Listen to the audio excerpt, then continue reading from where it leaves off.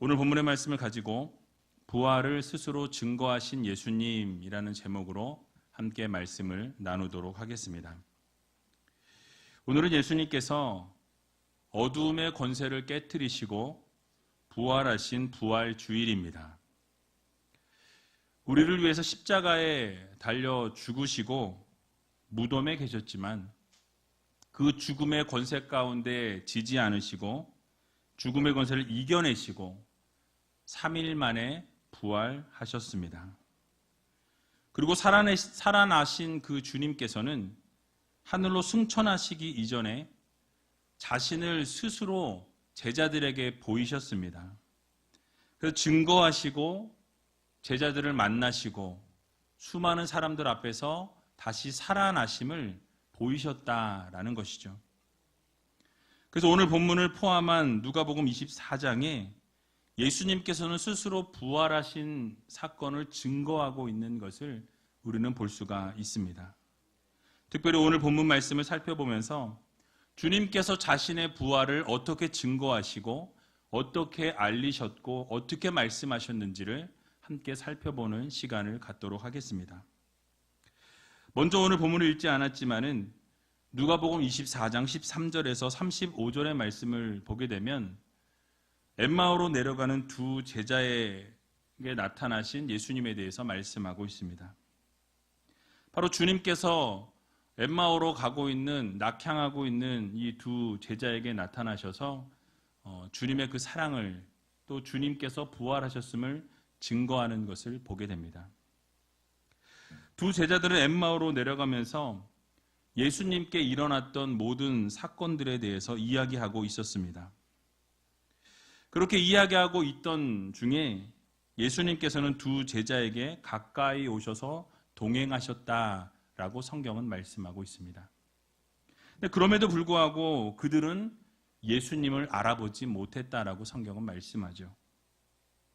그리고 대화 중에 그 엠마오로 가는 제자들이 예수님의 행적에 대해서 그리고 그동안 자신들이 품었던 그 소망에 대해서 그리고 예수님께서 죽으신 그 순환 과정에 대해서 이야기들을 나누게 됩니다. 또 여인들이 예수님께서 부활하셨다라는 소식을 전해주는 것을 듣고 그들은 그럼에도 불구하고 낙향하고 있었습니다. 또 부활의 소식과 함께 빈 무덤을 확인했다라는 진술도 그들은 들었습니다.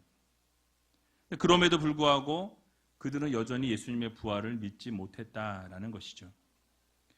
그러자 예수님께서 그들을 향해서 선지자들의 예언을 믿지 못하는 자들이라고 책망하십니다. 그러면서 구약의 말씀을 그들에게 자세하게 설명해 주셨다라고 말씀하죠. 결국 말씀을 들었던 이 두 제자는 예수님의 그 말씀에 빠져들었고 그리고 예수님께 강청하면서 함께 오늘 유해달라고 부탁을 하는 모습을 보게 됩니다. 함께 식사하면서 예수님께서 떡을 떼어주시면서 그들을 축복하실 때에 그제서야 두 제자들의 눈이 밝아져서 예수님이신 것을 그제서야 깨닫게 되었다라고 성경은 우리들에게 말씀하고 있습니다. 그러나 그때는 이미 예수님께서 제자들로부터 떠나셔서 더 이상 예수님을 볼 수 없었다라고 말씀하고 있어요. 이제 예수님께서는 부활하셔서 시간이나 공간을 초월하시고 더 이상 시간과 공간 가운데 제약을 받으시지 않으시는 부활체로 부활하셨다라는 것입니다. 결국 두 제자는 그 예수님께서 살아나신 것을 자신들이 경험하고 그 자리에 머물러 있지 못하고 바로 예루살렘으로 즉시 향하여 가게 되었다라고 성경은 말씀하고 있습니다. 그리고 그곳에서 예수님이 부활하셨음을 증거합니다. 엠마오로 내려갔던 두 제자에게 보이신 예수님께서 말씀으로 풀어주실 때에 그들의 마음이 뜨거워졌다라고 성경은 말씀하고 있습니다. 그 즉시로 예루살렘으로 향해서 나아갔고 제자들이 모여있는 곳에서 예수님의 부활을 살아나심을 증거하게 되었습니다. 그 자리에 11명의 제자들이 함께 모여서 예수님의 부활하셨다라는 이야기를 들었음에도 불구하고 그들은 여전히 믿지 않으려고 했습니다. 베드로 또한 주님께서 살아나셨다라고 증언하면서 살아나셨다라고 나타나셨다는 말씀을 증거할 때에도 여전히 그들은 믿지 못하고 의심하고 있었다라는 것이죠. 그렇게 예수님의 부활에 대해서 의심하고 특별히 십자가에서 처참하게 돌아가신 예수님께서 어떻게 살아나실 수가 있느냐, 어떻게 다시 그 몸이 부활할 수 있느냐라는 것을 가지고 이 제자들이 함께 이야기하고 의논하고 있던 순간이었습니다. 그 순간 바로 예수님께서 그들에게 찾아오셨다라고 오늘 성경은 우리들에게 말씀하고 있습니다. 그게 바로 오늘 본문의 시작이에요. 오늘 본문 36절에서 37절을 보게 되면 이렇게 말씀하죠. 우리 같이 한번 읽어보겠습니다. 이 말을 할 때에 예수께서 친히 그 가운데 서서 가라사대 너희에게 평강이 있을지어다 하시니 저희가 놀라고 무서워하여 그 보는 것을 영으로 생각하는지라. 아멘. 자, 엠마오로 내려갔던 두 제자가 부활하신 예수님과 만났던 그 모든 경험들, 그 과정들을 지금 11제자 앞에서 모든 것을 설명하고 이야기했습니다. 근데 그 시점에 바로 예수님께서 그들 가운데로 찾아오셨다라고 말씀하죠. 그러면서 무엇을 말씀하셨습니까? 너희에게 평강이 있을지어다 라고 말씀하십니다. 사실 이렇게 평강을 빌어주는 것은 이스라엘 사람들에게 있어서는 널리 사용되었던 흔한 인사말이었습니다. 늘 평강을 빌어주었어요. 오늘날 우리 한국으로 생각하면 안녕하세요 라고 인사하는 것과 동일하다고 생각하시면 되겠습니다. 근데 그 자리에 모여있던 사람들 가운데 이 제자들의 마음 가운데는 이미 평강이 없었다라는 거예요. 평화가 없었다라는 것입니다. 그들이 놀라고 무서워하고 두려워하는 마음을 가지고 그 자리에 앉아 있었다라고 성경은 우리들에게 말씀하고 있습니다. 그래서 아마도 부활하신 주님께서 진실로 너희 마음 가운데 참 평강과 참 평안이 있기를 원하노라 라고 말씀하시면서 그들을 축복하고 계신 것입니다. 여러분, 그런데 그들의 반응은 어떠했습니까? 그들은 평안하고 평강이 있어야 할 그들에게 오히려 놀라고 무서워하고 두려워하였다라고 성경은 우리들에게 말씀하죠. 여러분, 왜 그랬습니까? 바로 그 자리에 찾아오신 예수님이 영이셨다라고 생각했기 때문입니다. 이렇게 생각하게 된 근거는 이 병행구절인 요한복음 20장 19절을 보게 되면 더 정확하게 우리가 알 수 있습니다. 우리 같이 한번 요한복음 20장 19절을 같이 한번 읽어보겠습니다. 이날 곧 안식 후 첫날 저녁 때에 제자들이 유대인들을 두려워하여 모인 곳에 문들을 닫았더니 예수께서 오사 가운데 서서 가라사대 너희에게 평강이 있을지어다. 아멘. 자, 여전히 제자들은 유대인들이 무서웠습니다. 유대인들로 하여금 자신들이 어떻게 될까봐 예수님께서 그렇게 사형당하신 것처럼 자신들도 해코지를 당할까봐 그들은 무서워하고 떨고 있었다라는 거예요. 그들은 모두 흩어져 있었습니다. 그런데 예수님께서 부활하셨다라는 이 소식을 듣고 이 11제자들이 지금 모였다라고 말씀하죠. 근데 무서워서 두려워서 떨고 있던 상황 가운데 그들은 문을 꼭꼭 걸어 잠그고 있었다라고 성경은 말씀하고 있습니다. 그래서 마침 그 자리에서 예수님의 부활에 대한 소식을 이야기하고 그 증언을 듣고 있는 상황 가운데 있을 때에 예수님께서 그 가운데로 걸어 오셔서 그 가운데서 평안을 빌어주셨다라고 말씀하죠. 그런데 여러분, 놀라운 것은 무엇입니까? 문이 어떻게 되어 있었다라고 말씀하죠? 문이 잠겨 있었다라고 말씀하고 있습니다. 근데 문이 잠겨 있었는데 예수님께서 그 가운데로 걸어 들어오셨다라고 말씀하고 있습니다. 그러니까 문이 닫혀 있음에도 불구하고 예수님께서 닫힌 문을 통과하셨기 때문에 이 부활하신 예수님은 이제 육체를 지니지 않으시고 영으로 오신 예수님이다라고 그들은 생각하고 두려워했던 거예요. 조금 전에 말씀드린 것처럼 이제 예수님께서는 그 몸의 부활을 이루시고 부활체로 나타나셔서 이제는 공간과 시간을 초월하시는 예수님으로 나오셨다는 것입니다. 그러나 중요한 것은 무엇이냐면 영으로 부활하신 것이 아니라 육체적 부활을 이루셨다라는 말씀입니다. 그래서 예수님께서 무엇이라고 그들에게 말씀하고 있습니까? 오늘 본문 38절에 39절을 보니까 이렇게 말씀하죠. 우리 같이 한번 읽어보겠습니다. 예수께서 가라사대 어찌하여 두려워하며 어찌하여 마음에 의심이 일어나느냐. 내 손과 발을 보고 나인 줄 알라. 또 나를 만져보라.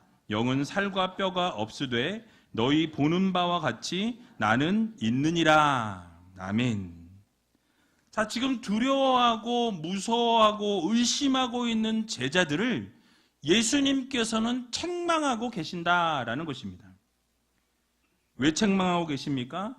예수님이 이미 살아나셔서 보이시고 말씀하여 주심에도 불구하고 그들은 두려워하고 의심했다라는 거예요. 정말 예수님이 살아나셔서 그들 앞에 나타나셨으면 우리가 그렇게 기다렸던 예수님이 정말로 말씀대로 부활하셨구나. 정말 예수님께서 우리를 위해서 이 가운데 오셨구나. 기뻐해야 한다라는 거예요. 그들은 감격하고 기뻐해야 할 상황이었습니다. 그런데 그들의 모습은 어떠했습니까? 그들은 오히려 두려워했다라는 거예요. 무서워했다라는 것입니다.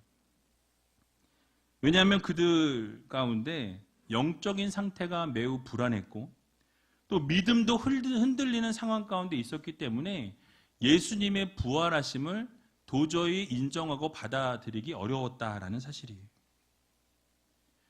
그래서 이 사실을 아신 주님께서는 그들에게 무엇이라고 말씀하십니까? 바로 내 손과 발을 보라라고 말씀하시죠. 또 내 손과 발을 만져보라라고 말씀하십니다.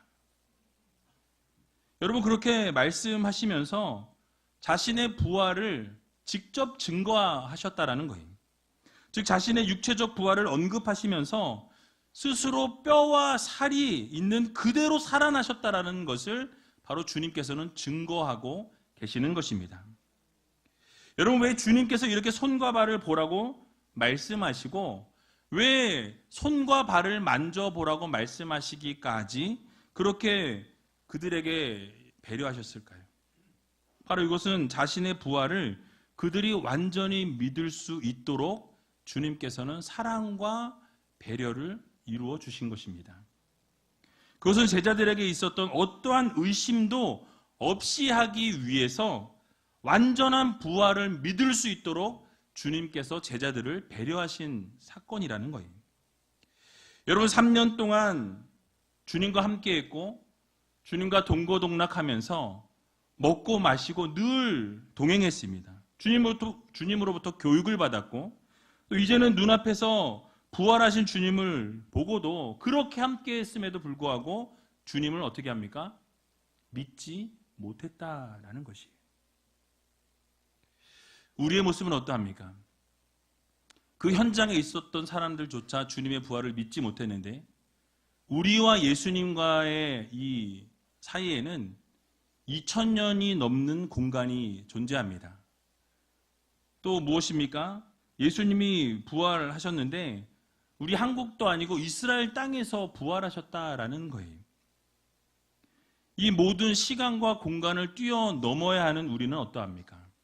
과연 우리가 그 부활을 믿기가 쉽냐라는 거예요. 우리는 의심하고 믿지 못할 수 있습니다. 그러나 본문이 말씀하고 있는 것이 무엇입니까? 바로 성경 말씀을 통해서 우리 예수님의 부활은 실제적으로 일어났다라는 것을 증언하고 있어요. 어떠한 의심도 해서는 안 된다라고 우리들에게 교훈하고 말씀하고 있는 것입니다. 결국 제자들도 예수님의 부활을 나중에 확신하게 되고 결국은 성령의 은혜를 받게 된 이후에는 어떻게 됩니까? 두려움이 다 사라지고 예수 그리스도의 복음을 증거하면서 예수 그리스도의 부활을 많은 사람들에게 알리면서 죽음을 불사하고 순교를 각오하고 죽기까지 예수 그리스도를 전하는 하나님의 귀한 백성들이 되었다라는 사실입니다. 우리도 강력하게 이렇게 복음을 증거하고 정말 제자들이 유대인들이 무서워서 숨어있던 그런 모습으로 살아가는 우리가 아니라 정말 예수 그리스도의 그 부활의 소망을 가지고 하나님이 기뻐하시는 사역들을 아름답게 감당하는 귀한 성도들이 되어야 할 것입니다. 그러므로 사랑하는 우리제일교회 성도 여러분, 우리도 예수 그리스도의 부활을 믿는 믿음에서 의심을 제거하시기 바랍니다. 단 1%의 의심이 있다면 오늘 이 자리에서 예수 그리스도의 그 부활의 기쁜 소식을 100% 믿으시고 마음 깊이 새기셔서 그 예수 그리스도의 육체적 부활을 여러분 믿음으로 고백할 수 있는 여러분들이 다 되시기 바랍니다.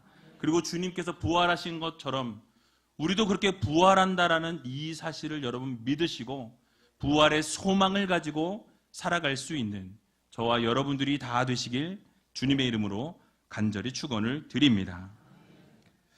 이제 그렇게 스스로 주님께서 증거하시고 보이신 주님이 제자들에게 손과 발을 보이셨다고 말씀드렸습니다. 그런데 제자들의 반응은 어떠했습니까? 오늘 본문 41절에서 43절을 보게 되면 이렇게 말씀합니다. 같이 한번 읽어보겠습니다.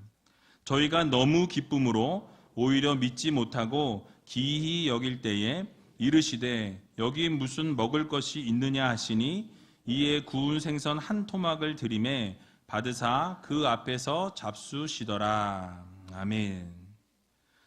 즉 주님의 손과 발을 보고 정말 살아나셨구나 라는 것을 제자들은 깨닫게 되었습니다. 그런데 기뻐하면서도 그들은 어떻게 했습니까? 여전히 의심하고 있었다라는 사실이에요. 여전히 믿지 못하고 있었다라고 말씀하죠. 너무 기쁨으로 오히려 믿지 못하고 라고 말씀하고 있어요. 기이 여겼다라고 말씀하죠. 그러자 주님께서는 믿지 못하고 있는 제자들에게 이 육체적 부활을 다시 한번 증거하시는 것을 볼 수가 있습니다. 무엇을 말씀하십니까? 너희들에게 먹을 것이 있느냐라고 물으세요. 그리고 구운 생선 한 토막을 받으셔서 제자들 앞에서 잡수셨다라고 성경은 말씀합니다. 여러분, 이러한 예수님의 모습은 육체적인 부활을 결정적으로 우리들에게 확인시켜주는 배려였습니다. 왜냐하면 영은 음식을 먹을 수가 없습니다. 즉 제자들과 함께 식사 자리를 마련하심을 통해서 예수님 스스로가 내가 영이 아니고 유령이 아니고 환상이 아니고 육체적인 부활을 실제로 이룬 예수다라는 것을 그 제자들에게 다시 한번 보여주시기 위해서 먹을 것을 드셨다라는 거예요. 그러므로 우리는 예수님의 이 부활의 복된 소식을 믿고 증거해야 합니다. 이 부활은요, 우리의 합리적인 사고와 이성을 가지고는 절대로 이해할 수 없습니다. 과학적인 증거로도 증거를 들이댈 수 없다라는 거예요. 어떻게 해야 합니까? 그냥 순수한 어린아이처럼 그대로 믿어야 한다라는 거예요. 부활절을 맞이하면서 우리가 잊지 말아야 할 것은 예수님께서 우리의 죄를 위해서 이 땅에 오셔서 십자가에 죽으시고 사흘 만에 부활하시고 많은 제자들에게 보이시고 나타내신 이후에 승천하셨다라는 사실이에요. 그리고 약속을 주셨습니다. 다시 너희들이 본 그대로 오리라 라고 말씀하셨죠. 그러면 우리는 어떻게 해야 합니까? 예수 그리스도께서 재림하시는 그 순간까지 부활하신 예수 그리스도를 증거하는, 또 그렇게 그대로 믿는 그런 성도들이 되어야 한다는 것입니다. 그래서 여러분, 우리의 죄를 위해 이 땅에 오신 예수 그리스도, 또 그 주님께서 십자가 지시고 우리의 죄를 완전히 사해 주시고 부활하신 그 주님을 우리는 마음 깊이 새겨야 할 것입니다. 그리고 우리 모두는 제자들처럼 의심하고 두려워하고 그렇게 부활을 믿지 못하는 우리가 아니라 말씀드린 것처럼 100% 주님께서 부활하셔서 승천하셨다라는 이 믿음의 고백을 날마다 올려드리고 그 믿음을 가지고 세상 가운데 나가 복음의 증거자로 예수 그리스도의 이 부활의 기쁜 소식을 전하며 살아갈 수 있는 저와 여러분들이 다 되시기를 주님의 이름으로 간절히 축원을 드립니다. 우리 이 시간 같이 찬양하기 원하는데요. 아무것도 두려워 말라라는 이 찬양 같이 하면서 정말 그 제자들이 두려워하고 무서웠던 그 모습과 같이 우리의 삶 가운데도 어려워하고 두려워하고 놀라고 겁내던 우리의 모습을 이제는 내려놓고 정말 주님은 나의 산성이시오, 주님은 나의 하나님 되시고 주님은 나의 피할 바위 되시고 주님은 나의 소망이십니다 라는 이 찬양의 고백을 올려드리고 함께 통성으로 기도하는 시간 갖도록 하겠습니다.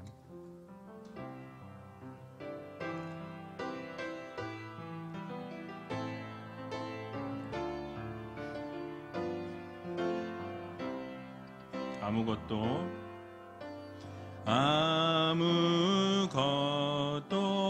두려워 말라. 주 나의 하나님이 지켜주시네.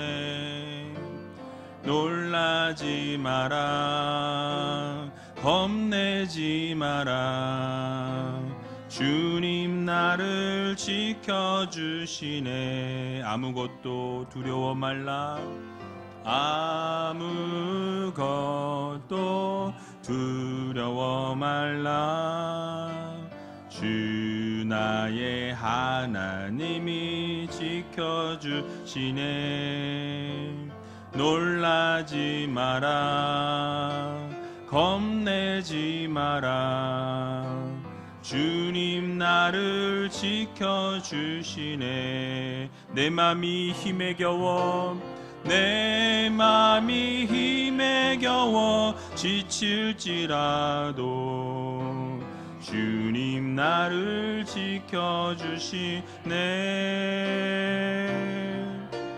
세상의 험한 풍파 몰아칠 때도 주님 나를 지켜주시네. 주님은 나의 산성, 주님은 나의 요새, 주님은 나의 소망, 나의 힘이 되신 여호와. 내 맘이 힘에 겨워, 내 맘이 힘에 겨워 지칠지라도 주님 나를 지켜주시네. 세상의 험한 풍파, 세상의 험한 풍파 몰아칠 때도 주님 나를 지켜주시네.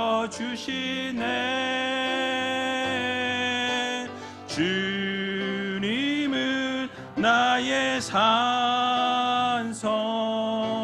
주님은 나의 요새, 주님은 나의 소망,